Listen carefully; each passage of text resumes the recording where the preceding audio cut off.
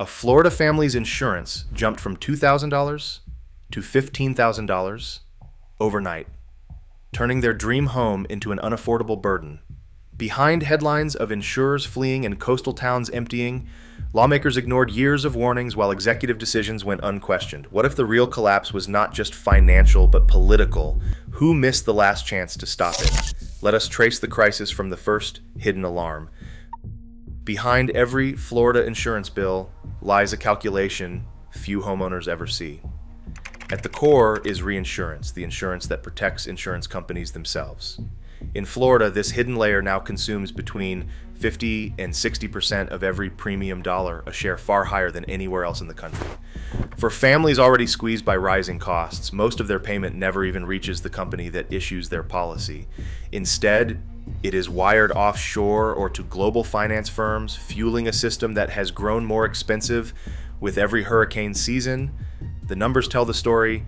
In 2023, global reinsurance rates for Florida property insurers soared by as much as 50%. That single jump sent shockwaves through the entire market. Local insurers, facing the threat of catastrophic hurricane losses, scrambled to buy enough coverage to stay afloat.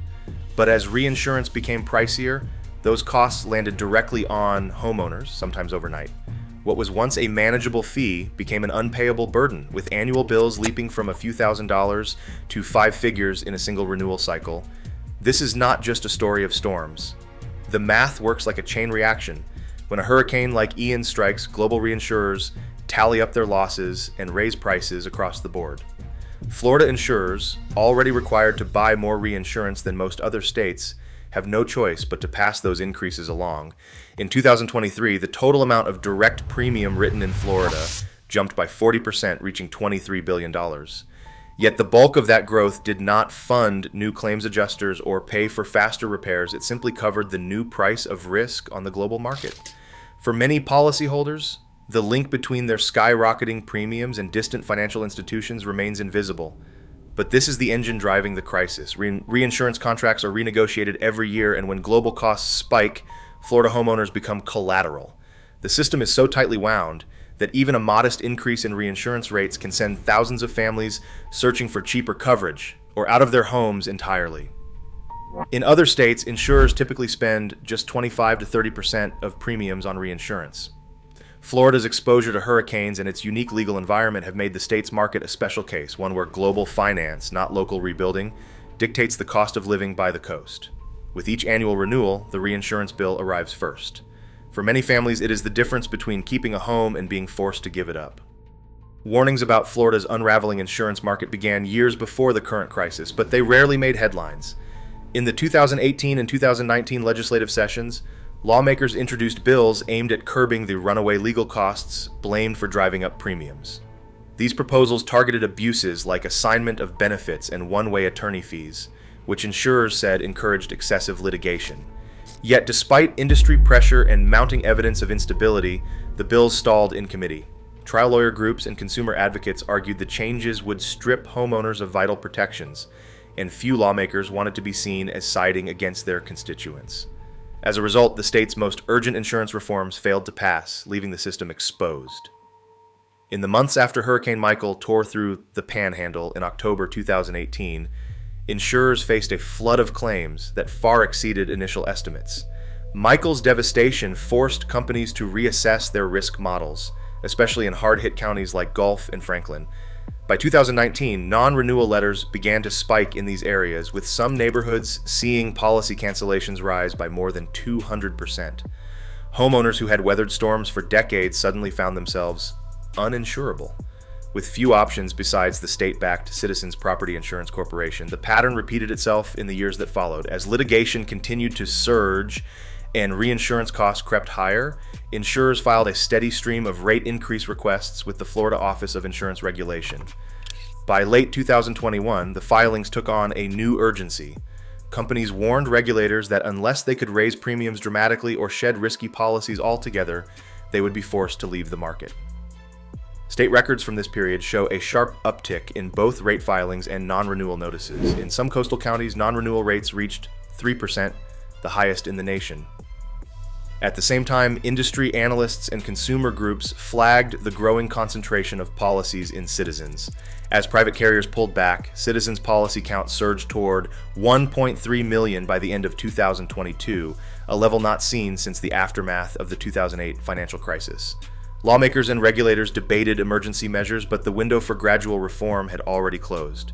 7 insurers declared insolvency between January 2022 and February 2023, and major national carriers like State Farm and Farmers began curtailing new business or exiting entirely.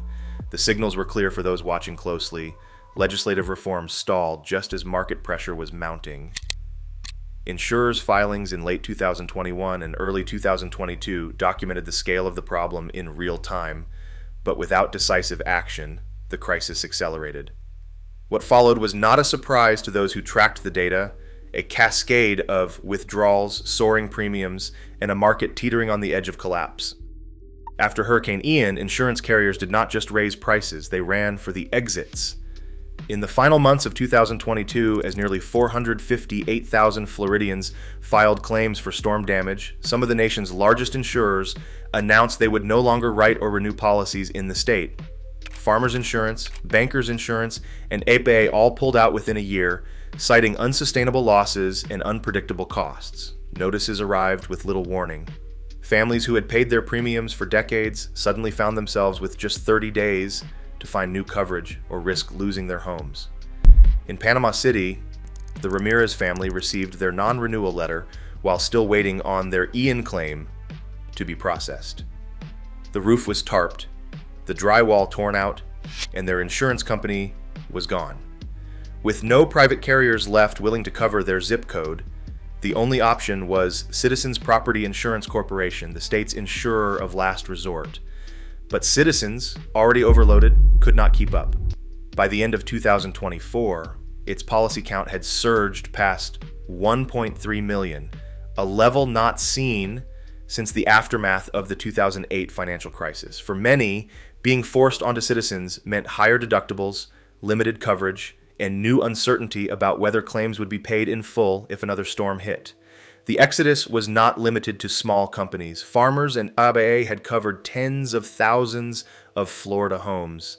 Their departure set off a scramble, with policyholders flooding the state's insurance hotline and brokers fielding desperate calls from homeowners facing mortgage deadlines. In some coastal neighborhoods, nearly every house on the block received a cancellation notice within weeks of each other. Lenders threatened foreclosure unless proof of coverage could be provided, creating a new wave of panic in communities still recovering from physical damage. For the Ramirezes and thousands like them, the crisis was no longer abstract. The family's annual premium jumped from $2,800 to over $10,000 in a single renewal. Their story played out across the state: long waits for claim checks, sudden policy cancellations, and the uneasy realization that even the state-backed insurer might not withstand another catastrophic season. As Citizens absorbed more risk, the line between recovery and ruin grew thinner for everyone living along Florida's battered coast. Legal battles have quietly drained Florida's insurance market for years, long before hurricanes ever made landfall. At the center of this storm is the assignment of benefits, called AOB, a legal tool that once let homeowners sign over their insurance rights to contractors or lawyers. What began as a way to speed up repairs after a loss quickly spiraled into a flood of lawsuits. By 2022, Florida accounted for nearly 80% of all property insurance litigation in the United States, even though the state made up just 9% of the nation's claims. The numbers are staggering. In the years leading up to reform, tens of thousands of lawsuits hit insurance companies annually, many driven not by denied claims but by legal strategies designed to maximize settlements and attorney fees. This wave of litigation collided with another crisis: soaring costs to rebuild.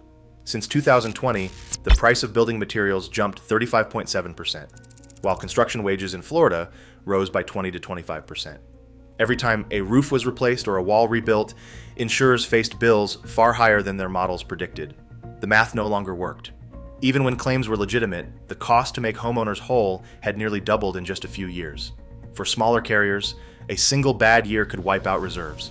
For national companies, Florida became a losing bet. The costs were crushing. Insurers warned lawmakers that the system was unsustainable, but for years proposed reforms stalled in the legislature. It wasn't until December 2022, in a special session, that lawmakers finally acted. Senate Bill 2A was signed into law, ending the one-way attorney fee rule that had fueled so many lawsuits. Under the new law, each side would pay its own legal costs, and assignment of benefits agreements were sharply restricted. Supporters called it a necessary fix to stop the bleeding. Critics argued it stripped homeowners of vital protections, especially after disasters when they were most vulnerable. The reforms were controversial. The hope was that these reforms would slow the exodus of insurers and stabilize premiums. But by the time the law took effect, the damage was done. Carriers had already left, premiums had already soared, and entire communities were left wondering if relief would ever come. The legal and economic squeeze had pushed the market to the brink, and the scars are still visible in every coastal town where empty houses and for sale signs now outnumber repair crews. On the southern edge of the state, a single-story home in the Florida Keys sits quiet, its pastel paint starting to fade under the salt air. The family who once lived here left after their insurance bill topped $12,000, more than their annual mortgage and property taxes combined. In Monroe County, this is no longer unusual. For younger couples and retirees, the cost of staying has become impossible. Realtors report a growing list of empty properties, some abandoned mid-renovation, others with for sale signs that never come down. The dream of island life now belongs mostly to those who can pay cash or to investors looking for short-term rentals. Across the state, the same story unfolds in Fort Myers Beach. Here, a family of four watched their insurance premium climb from $3,200 to $16,000 in just 2 years. A 400% increase that erased their savings and forced them to list the house. Their neighborhood, once a patchwork of pastel cottages and local businesses, now feels hollow. Friends and neighbors have left, driven out by policies they cannot afford, or canceled outright by insurers pulling out of the coastal market. On nearby Sanibel and Captiva, annual premiums for Barrier Island homes are projected to reach $8,750 by next year. Some owners are paying more for insurance than for the roof over their heads. County records show entire blocks in high-risk zones where the majority of homes are either vacant, up for sale, or in foreclosure proceedings. In places like Lake County, non-renewal notices have arrived faster than anywhere else in the country. The rhythm of daily life, kids at bus stops, fishermen at dawn, retirees tending their gardens, has been replaced by silence and uncertainty. These are not just numbers on a spreadsheet, they are the empty streets and shuttered windows of towns that once thrived on the promise of coastal living. For many, the only thing left is a memory of what home used to mean. Claims of a governor's emotional breakdown over the insurance crisis have circulated for months, but the public record tells a different story. No verified recording, transcript, or eyewitness account exists to confirm such an incident.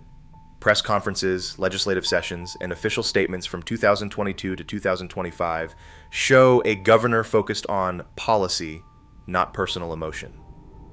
The absence of evidence is striking, given the scale of the disaster and the level of public scrutiny, yet the lack of documentation raises its own set of questions. If a moment of visible distress did occur, whether in a closed-door meeting or off-camera, it left no trace in the archives reviewed, no video, no leaked memo, no social media post from staff or journalists present. In a state governed by open records laws, that silence is itself a fact worth noting. The investigation does not end there. The search for accountability turns to the paper trail. Freedom of Information Act requests are being prepared for a range of records, including internal communications from the governor's office, Citizens Property Insurance Corporation board meeting minutes, Florida Office of Insurance Regulation filings, and correspondence between major insurers and state officials. The list also includes requests for calendars, speech drafts, and any documented interactions with industry lobbyists or campaign donors during the critical months of insurer withdrawals. This is the paper trail investigators want to see. Public interest demands answers to specific questions. What warnings did state leaders receive about market collapse? When did executives at major carriers communicate their intent to exit? Were there discussions of mass non-renewals before the public announcements? Did any officials or their close associates alter their personal property holdings in coastal areas during the crisis window? These are questions that matter to residents and regulators. The absence of a verifiable breakdown does not erase the urgency of these questions. When thousands lose their homes and entire communities face economic extinction, the responsibility to produce records and provide transparency falls squarely on those in power. The investigation continues, with each unanswered request and missing document leaving viewers to weigh the difference between rumor and accountability.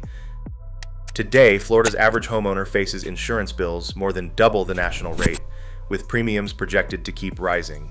As insurers retreat and coastal towns hollow out, the American ideal of homeownership cracks under economic pressure. These are not distant warnings, they are unfolding realities. The future of entire communities now hangs on how we confront risk, resilience, and responsibility. What happens next is no longer hypothetical. Share your thoughts below.